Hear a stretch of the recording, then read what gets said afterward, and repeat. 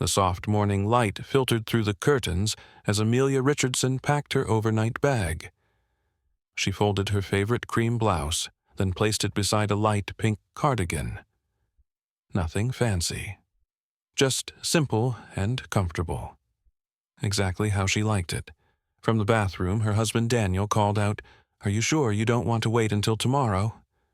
We could drive up together." Amelia smiled as she zipped her bag shut. "No way I'm missing my spa day with Jennifer. And I want to check out that new dealership before you get there."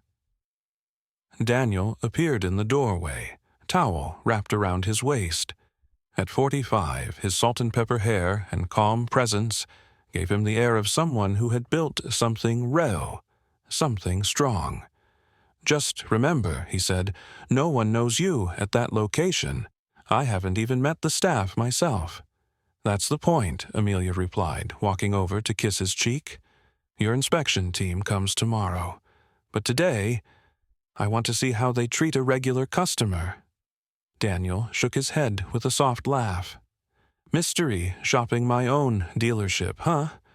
Still as sharp as ever." "You taught me business," she reminded him, "but I taught you about people. I want to feel how they treat someone who doesn't flash wealth." Amelia was no stranger to being underestimated. As a black woman, she had spent 15 years in customer service before meeting Daniel, rising from cashier to regional manager. She knew how businesses could look polished on the outside, while rotten underneath. And today, she would see for herself. 3 hours later, Amelia parked a few blocks away from North Lake Luxury Auto. She glanced at her reflection in the car mirror. Her natural curls framed her face, and her blouse, though plain, was clean and crisp. Her skin glowed softly in the sunlight. She left her designer bag in the trunk on purpose. Today, she wasn't Mrs. Richardson, co-owner of the Richardson Auto Group. Today, she was just Amelia. As she walked the few blocks to the dealership, she felt the city's rhythm around her, the sound of traffic, the hum of conversation, and beneath it all, her quiet confidence. The dealership looked like a jewel, glass, chrome, and perfectly lit luxury cars on display. Amelia paused, took a breath, and pushed open the revolving doors. Inside, salespeople in crisp suits moved across the floor like they owned it. The air smelled of leather and cologne.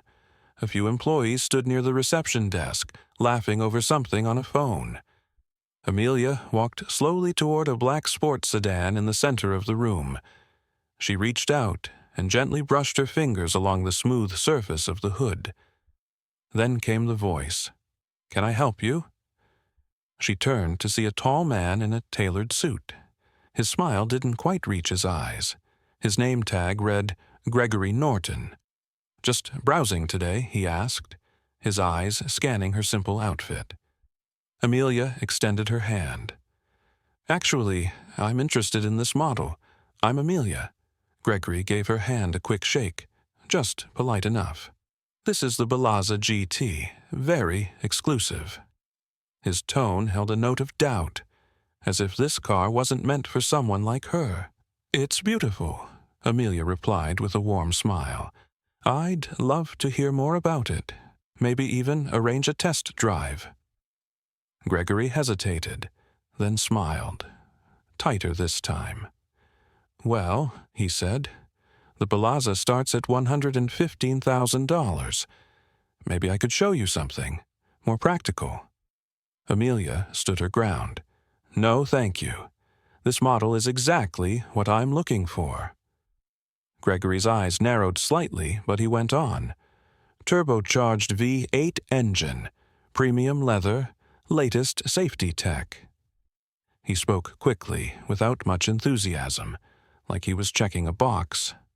"I'd really like to feel how it drives," Amelia said. "Could we set up a test drive?" Gregory hesitated again.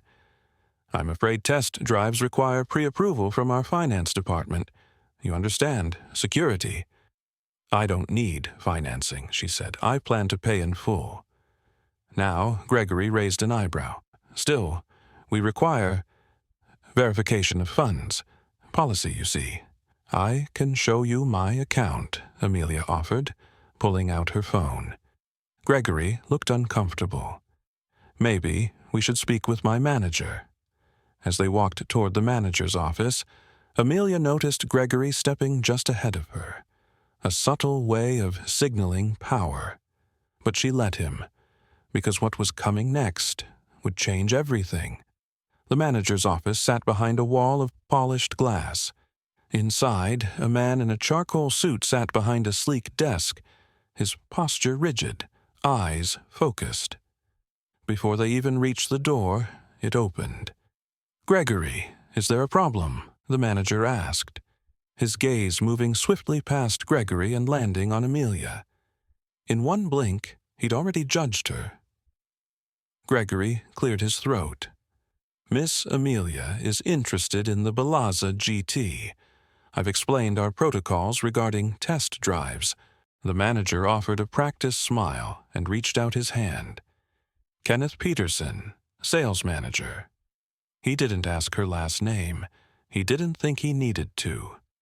"Just Amelia is fine," she replied calmly, shaking his hand. Kenneth gestured to a chair. "Please have a seat." Amelia sat down without hesitation. Gregory remained standing, just slightly behind her now, like a watchdog. "I understand you're interested in our premium line," Kenneth began, folding his hands. "The Balazza is one of our most exclusive models." "Yes," Amelia nodded. "It seems perfect for what I need." "And what exactly would that be?" Kenneth asked, his voice smooth, his smile tight, and his eyes still calculating. "I travel often, between Chicago and Milwaukee. I need something reliable, comfortable.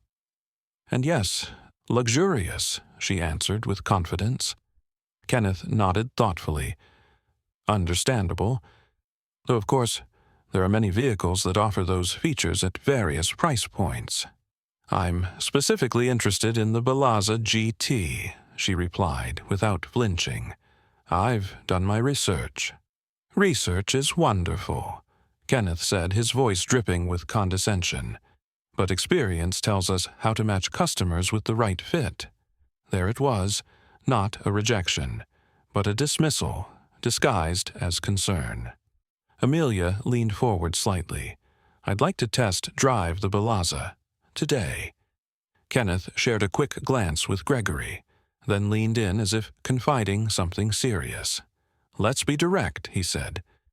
"Test driving a $115,000 vehicle comes with prerequisites. We don't hand over keys to just anyone." "Anyone," Amelia repeated softly, her eyebrow lifting. Kenneth hesitated. "What I meant was, we need verified financing or proof of funds." "I told Gregory," she said, her voice level, "I'm paying cash. I can show you my balance." Even then, Kenneth didn't budge. "Even with funds available," he explained, "we need to ensure our vehicles are going to appropriate buyers. The Balazza has specific maintenance requirements, special insurance needs." "I understand all of that," Amelia answered. By now, she noticed the room had grown quieter. Other salespeople had started to watch, some pretending to be busy, some not even bothering. Kenneth continued, "To be completely honest, I believe a test drive of one of our more accessible models would be a better starting point. Gregory can show you our certified pre-owned selection." It wasn't about money. It was about what they saw when they looked at her. Her skin, her clothes, her quiet presence. Amelia inhaled slowly. "I'd like to speak with someone else." Kenneth's jaw tightened. "I'm the sales manager. And I can assure you, everyone here will say the same." From behind her, Gregory added louder than needed, "No money, no test drive." Heads turned. It was loud enough for the entire showroom to hear. Amelia felt the heat rising in her cheeks, but she didn't flinch. She had been through worse. This wasn't new. "Thank you for your time," she said quietly, rising from the chair. Kenneth followed her out, his voice smooth and public. "Please understand, we're just following procedure. We'd be happy to help you with more suitable options." The performance was perfectly timed. The tone, the phrases, enough to sound reasonable, enough to humiliate without looking cruel. It was a strategy she'd seen many times before. Make you feel small, without ever raising a voice. As Amelia crossed the floor, she felt the weight of stares, curious glances, whispered laughter. Salespeople leaned close to one another. Some smirked, some stared openly. Still, she walked with her head high. She turned to Gregory one last time. "I'm still interested in the Balaza. Perhaps someone else can help." A younger salesman, maybe in his 20s, caught her eye. He looked unsure, almost sympathetic. But Gregory stepped in front of her, blocking the view. "I'm afraid Mr. Peterson has the final word on premium test drives," he said, voice coated in fake regret. "But I'd be happy to show you our mid-range vehicles, something more appropriate." That word, appropriate. It struck like a slap, wrapped in a smile. Amelia tilted her head. "And what exactly makes the Balaza inappropriate for me, Mr. Norton?" Gregory glanced to Kenneth, who gave him a faint nod of approval. Gregory cleared his throat. "The Balaza is a significant investment.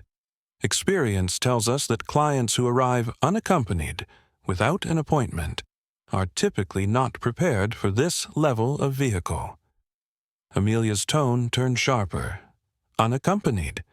Would your tone change if I had a man with me?" Silence followed.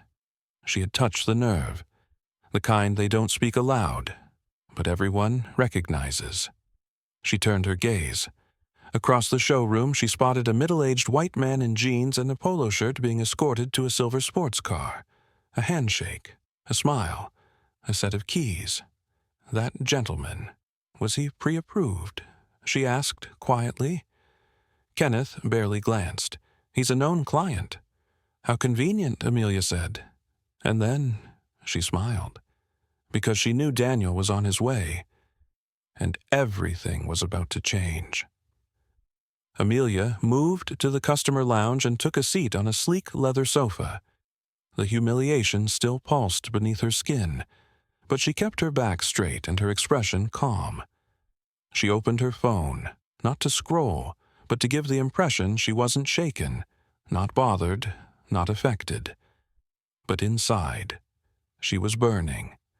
Every smile that wasn't real, every dismissive tone, every look that said, "You don't belong here." She'd faced it all before, and still it stung. Time passed slowly. 40 minutes, maybe more. A few salespeople threw glances her way, but no one came over. She wasn't a lead, not to them. She watched, observed. The patterns became obvious. Men in jeans and sneakers got smiles and handshakes. Women, especially those without makeup or designer bags, were often left waiting. She wasn't just witnessing bad service. She was witnessing a culture. And soon, that culture was about to be exposed. Then it happened.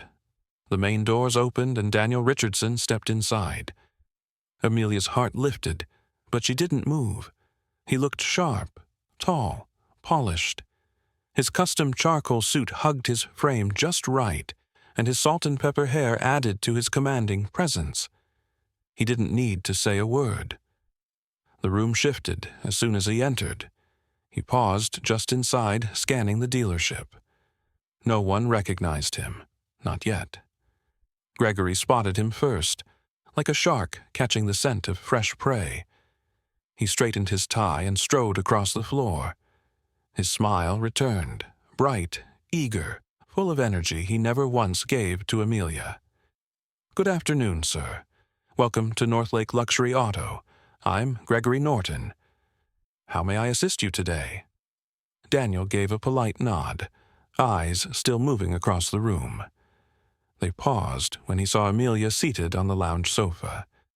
Just for a moment. His expression remained unreadable. Years in boardrooms had trained him well. "I'm interested in your premium line," Daniel said, turning back to Gregory, "particularly the Balazza GT." Gregory nearly lit up. "Excellent choice, sir. One of our finest models. Would you like to see the black one we have on display?" "Yes," Daniel replied smoothly. "I'd like to take a closer look." "Right this way," Gregory said, his voice now almost melodic. He guided Daniel toward the same vehicle Amelia had asked about. His tone was respectful, his posture attentive.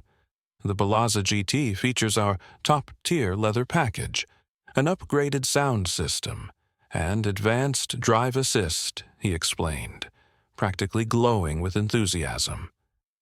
Kenneth, the manager, noticed the movement. Sensing a potential big sale, he hurried out of his office. He reached out with a firm handshake. "Good afternoon. Kenneth Peterson, sales manager. A pleasure to meet you, Mr. Daniel Richardson," came the calm reply as he shook Kenneth's hand. There was no flicker of recognition, and that was exactly how Daniel had planned it. "Mr. Richardson, welcome. Gregory's showing you the Balazza, I see. An excellent model. Shall we get the paperwork started for a test drive?" Daniel's eyes flicked once more toward the customer lounge. "Actually," he said slowly, "I'd like my wife to join me. She's been waiting to see this model as well." Kenneth's expression changed ever so slightly. "Your wife?" Daniel turned and called across the showroom, his voice firm but gentle. "Amelia, would you join us, please?" The entire dealership seemed to freeze. Heads turned. Whispers stopped. And then Amelia stood up, with grace, with power, in her simple blouse, her soft pink cardigan, her natural hair glowing in the showroom lights. Every eye followed her as she walked toward them. Gregory's jaw slackened. Kenneth's smile flickered, then faded completely. She stopped beside Daniel and placed a soft kiss on his cheek. "Hello, darling," she said sweetly. Then turned to Kenneth with a calm smile. "Mr. Peterson and I were just talking about this exact model earlier," she said, her voice steady. He explained why I couldn't test drive it. Daniel raised an eyebrow. "Is that so?" he said, his tone curious. "I'd love to hear more about that policy." Kenneth paled. His throat tightened. "Mrs. Richardson," he stammered, the name finally sinking in. "There seems to have been a misunderstanding." "No misunderstanding," Amelia said, still smiling. "You were very clear. The Balazza GT isn't appropriate for someone like me. I believe the words were, 'No money, no test drive.'" Gregory now looked like he wanted to disappear into the polished tile floor. Around them, the staff fell silent. Daniel's expression hardened, but his voice stayed calm. "Interesting policy," he said, "especially since my wife's name is on half the ownership documents of this dealership." Kenneth looked like he'd swallowed glass. His eyes darted between them, between the Balazza and the fallout he now saw coming. But Amelia wasn't done, not yet. Amelia placed a gentle hand on Daniel's arm. It was her signal. Let her handle this. He gave a quiet nod and stepped back, giving her the floor. She turned to Kenneth, still calm, still poised. "Mr. Peterson," she began, her voice ringing clear in the dead silence of the showroom, "I came here today to experience your dealership as an ordinary customer, to see how your staff behaves when they don't know who's watching." No one moved. No one breathed. "I spent 15 years working in customer service before I ever met Daniel," she continued. "I started at the front desk, ended as a regional manager. I know the difference between following procedure and orchestrating humiliation." Kenneth tried to recover. "Mrs. Richardson, I assure you, if there was any impression of disrespect—" "There wasn't an impression," Amelia interrupted. "There was a pattern. A consistent, deliberate attempt to make me feel small, based on what I wore and what you assumed about me. You didn't even ask my last name." She looked around the showroom now, making eye contact with each salesperson who had stared, laughed, or whispered. "And let's be honest," she added. "If I were standing here wearing designer heels and carrying a Gucci bag, none of this would have happened." Daniel stepped forward again, his voice quiet, but sharper now. "I acquired this dealership because of its reputation for excellence," he said. "But what I saw today wasn't excellence. It was arrogance, dressed up in tailored suits and polite cruelty." He turned to face the stunned staff. "For those who don't know me, my name is Daniel Richardson, of the Richardson Auto Group. As of last week, we are the new owners of North Lake Luxury Auto." There were gasps, whispers. A few salespeople turned pale. Others dropped their eyes. "And tomorrow," Daniel continued, "a transition team will arrive to begin evaluations. All staff, all practices, every customer interaction will be reviewed." Gregory opened his mouth to speak, but Daniel didn't give him the chance. "Today was supposed to be a quiet visit," he said. "An observation, a test, not just of sales numbers, but of character." He turned slowly, letting his words settle like thunder. "And, Gregory," he added, looking the salesman dead in the eye, "I saw exactly how you treat people who don't match your assumptions of wealth." Gregory looked away, jaw tight, sweat beginning to bead on his forehead. Kenneth forced a smile. "Mr. Richardson, if we had known—" "That's the problem," Daniel snapped, voice colder now. "You shouldn't have to know who someone is to treat them with dignity." Amelia turned back to the staff, her voice softer now, but no less powerful. "We all make mistakes," she said. "We all carry biases. But when you work in customer service, those mistakes hurt people. You judged me before I said a single word. Not one of you asked who I was. You just decided I wasn't worth your time." The entire room stood still, frozen, shaken. Daniel wrapped an arm gently around Amelia's shoulders. "We'll be making a few changes around here," he said, "starting now." And with that, they turned and walked out, together, past the Balazza GT, past the stunned faces, past the walls of glass and chrome. No raised voices, no revenge speech, just truth, spoken plainly. Sometimes the most powerful response is grace, because when you know your worth, you don't need to prove it. You just let the truth speak for itself. And today, it had spoken louder than any luxury car ever could. 1 week later, everything at Northlake Luxury Auto had changed. The name Richardson now meant something inside those walls, and not just because it was printed on the ownership papers. The shift wasn't just on the surface. It was in the atmosphere, the tone, the eyes of the people who greeted customers. Kenneth and Gregory were no longer employed there. Their departures weren't loud or messy.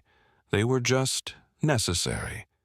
Their roles were quickly filled by new team members, people who understood that luxury wasn't about the price tag. It was about the way you make someone feel. Amelia didn't just walk away from the incident. She stepped in. She spent time with the new team, held training sessions, shared her own experiences, both the ones that hurt and the ones that healed. She built something better. The dealership no longer judged you by your shoes, your watch, or your last name. They listened first, spoke second, and they meant it. The message was clear. Real luxury starts with respect. And a month later, Amelia returned. Same cream blouse, same soft pink cardigan, same natural curls framing her face, but this time she wasn't there to observe or to test anyone. She was simply a customer. She walked through the showroom doors, head held high, a gentle smile on her face. Thomas, a newly promoted sales consultant, spotted her first. Young, eager, and this time, kind. "Good morning, Mrs. Richardson," he greeted, walking over with an open expression. "Here to see Mr. Richardson?" "Actually," she said, her eyes twinkling, "I'm here as a customer today." He smiled wider. "How can I help?" "I'd like to test drive the Balazza GT," she replied. Thomas nodded without hesitation. "Absolutely. The keys are ready whenever you are." No questions about her finances. No glances at her outfit. No smug smiles or raised eyebrows. Just service. Honest and warm. Thomas led her to the car, opened the door with care, and stepped back. As Amelia settled into the driver's seat, she took a deep breath. The leather interior was cool beneath her fingers. The engine purred with silent power. Across the showroom through the glass office window, Daniel watched her with pride. She caught his eye. He gave her a slow nod, because they both knew this wasn't just about a car. It was about something bigger, about not letting people's assumptions define your worth, about rewriting the rules from the inside, about proving that you don't need fancy clothes or loud voices to demand respect. You just need to stand your ground and stay true to who you are. And in that moment, as the Balazza GT rolled gently out of the dealership and onto the sunlit street, Amelia wasn't just taking a test drive. She was showing every woman who had ever been looked down on that sometimes quiet strength makes the loudest impact, and the best revenge is being exactly who they said you couldn't be, unapologetically, powerfully, you. The Balazza GT glided through the streets of Chicago like it belonged to her. Amelia's hands rested lightly on the wheel, the engine humming with quiet strength beneath her. The city passed by in flashes, storefronts, stoplights, and reflections in the windows of passing cars. But inside the vehicle, there was peace. She wasn't just test driving a car. She was reclaiming a moment, rewriting a memory. What had once been laced with insult and condescension was now hers, unbothered, undiminished, and unshakably proud. As she turned onto Lakeshore Drive, a soft breeze danced through the open window. The sun caught the silver trim of the dashboard. She smiled. Back at the dealership, Daniel watched the time. He knew she didn't need long. Amelia wasn't here to be impressed by luxury. She was here to make sure it served her, on her terms. And when she returned, she parked the car with ease. No nerves, no rush.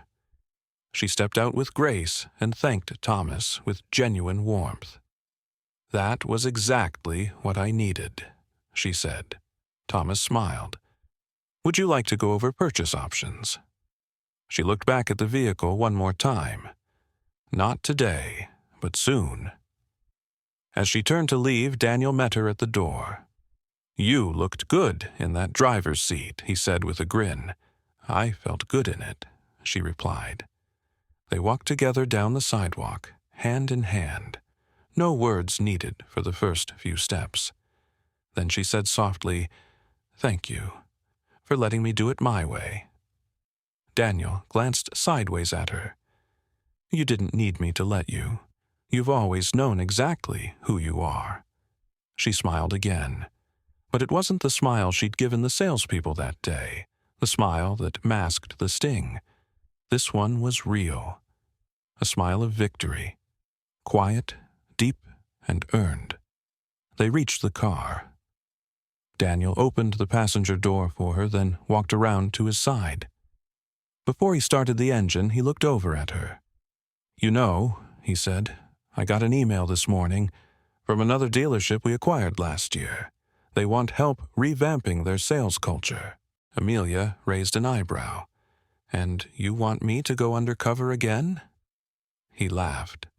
"Not undercover. I want you to lead it, officially. We've been talking about creating a customer experience division. Who better than the woman who already taught me everything?" She leaned back, considering it. "You're serious?" "Dead serious," he said. Amelia nodded slowly, her expression thoughtful. "Well, if we're going to change how this industry treats people, we better start now." The car pulled away from the curb, disappearing into the heartbeat of the city. Back at the dealership, no one laughed when a customer walked in wearing simple clothes. No one rolled their eyes at someone who didn't look like a buyer, because stories travel, and so do lessons. That day became legend at North Lake Luxury Auto. The story of the black woman in the pink cardigan, who turned out to own the building. But more than that, it became a reminder that the most powerful people often walk in quietly, that respect is not something you earn after proving your worth. It's something you owe people the moment they walk through your door. So the next time you feel overlooked, the next time someone decides who you are before they even ask your name, just remember Amelia. And remember this: true power doesn't shout. It doesn't boast. It walks in like it belongs. Because it does.